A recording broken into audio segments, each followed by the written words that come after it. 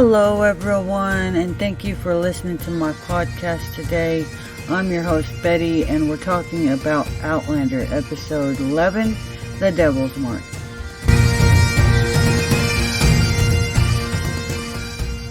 In that intro, I hope it sounds good. I'm going to keep it. First thing I want to say off the top is happy birthday, Sam Heughan, and happy birthday, Jamie Fraser. Sam Heughan's birthday was yesterday, and today is Jamie Fraser's birthday. And Jamie Fraser makes 300 look good, don't he, y'all? But anyway, I want to also say thank you, Sam Heughan, for bringing Jamie Fraser to life. We adore you.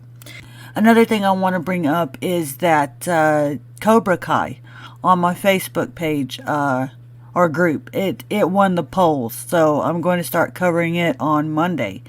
So I'm going to strike hard, strike first, and show no mercy. But anyway, let's get into the show that we're actually discussing tonight. We're going to be talking about Outlander.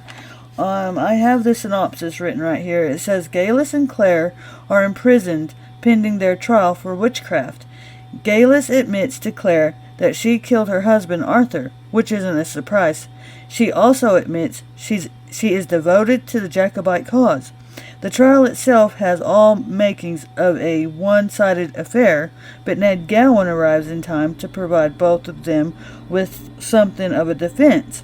The witnesses against them include Galis's housemaid, Leary, who claims Claire stole Jamie from her with magic, and Father Bain.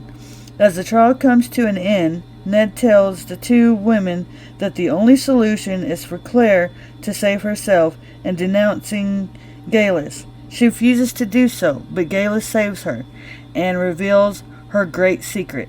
Jamie takes Claire from the court, and Claire tells him the truth about her past. Okay, so this episode, it starts out right where we left off in the last episode.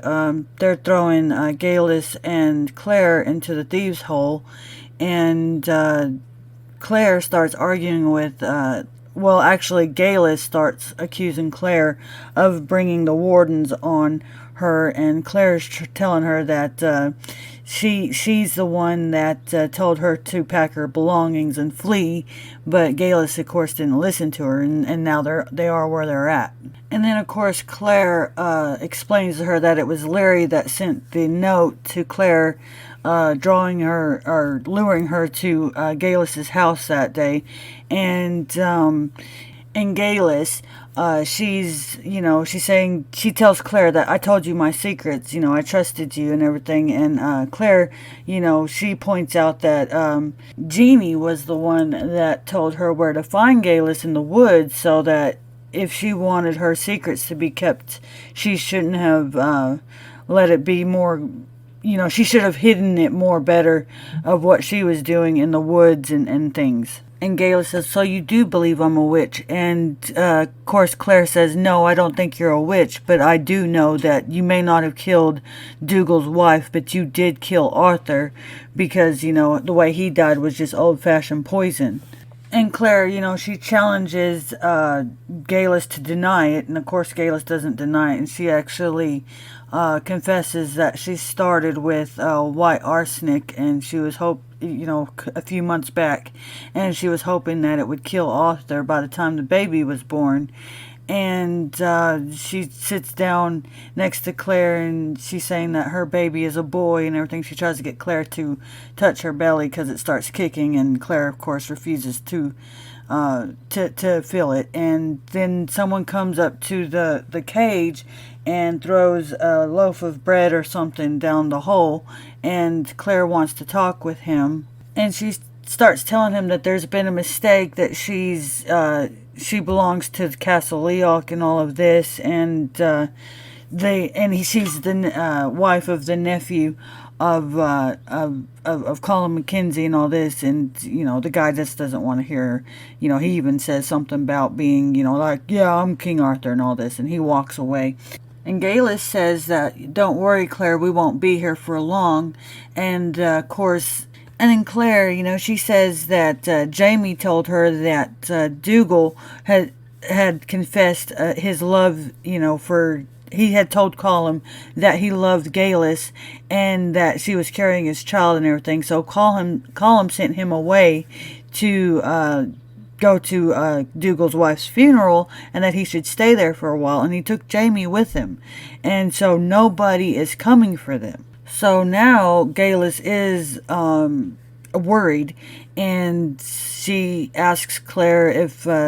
Or actually, Claire asks how long do they mean to keep them there, and Galus says till the trial, of course, because until they can summon the examiners to do the trial, and she wants Claire to come lay down next to her, but of course to keep warm. But of course Claire doesn't go lay down next to her, and they go to sleep there in that thieves' hole.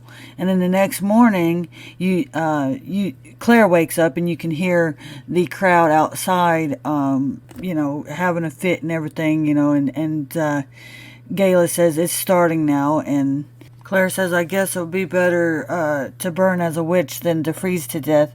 And anyway, the men, they come and they pulled him out of the thieves' hold, and they're shackling them, and they lead them through the town, and they're already setting up the stake, the pyre, and so they lead them into the courtroom, and Claire, she's looking around to see if she can see a familiar face from Castle Leoch, and there is nobody there. And she knows that if history is anything, she knows that witches, people didn't walk away from these kinds of trials.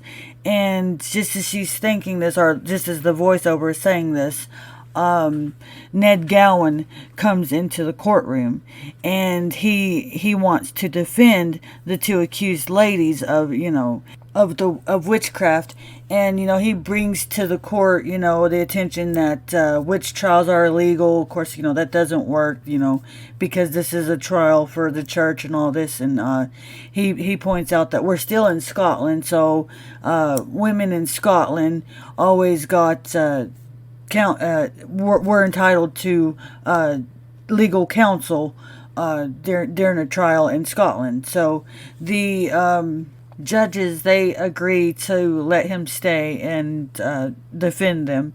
And I just want to say it again. I know I've probably, especially on the first episode that we met Ned Gowan, I want to say that I love him. I've always loved him, and he's the best.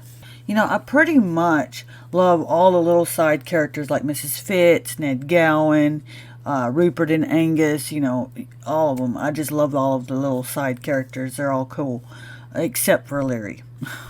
And of course, we'll find out later, especially in this episode, why. I mean, if you don't already hate her, you're going to really, really hate her by the end of this episode. I'm not even really sure if you can count Larry as a side character, but anyway, and another important side character is Murdaugh.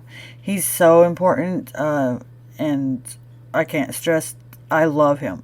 But anyway, so Ned Gowan, he gets to defend the two ladies, for their witch trial, and so he sits down, and they call their first witness, and it's Jenny, Galus's housemaid. And she actually gives a pretty compelling case against Claire and Galus, because, she's been working for the Duncans for 5 years, so she kind of knew a lot of Galus's secrets. And, of course, Claire, being associated with Galus, she accuses Claire of doing things with Galus.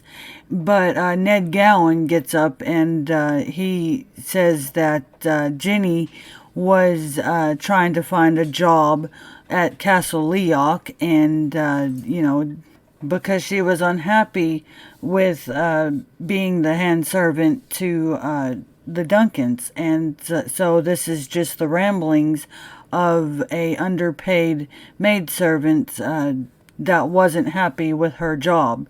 So, basically Ned Gowan just dismisses her. He gets it in her.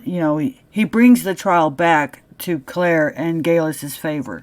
So they call their next witness, Robita Donaldson, and this is the woman that, I mean, she's the mother of the baby that Claire had found on the ferry hill. And of course, she's accusing Claire of interfering with her baby being returned to her by the fairies. And she's upset, of course, and she goes to attack Claire, and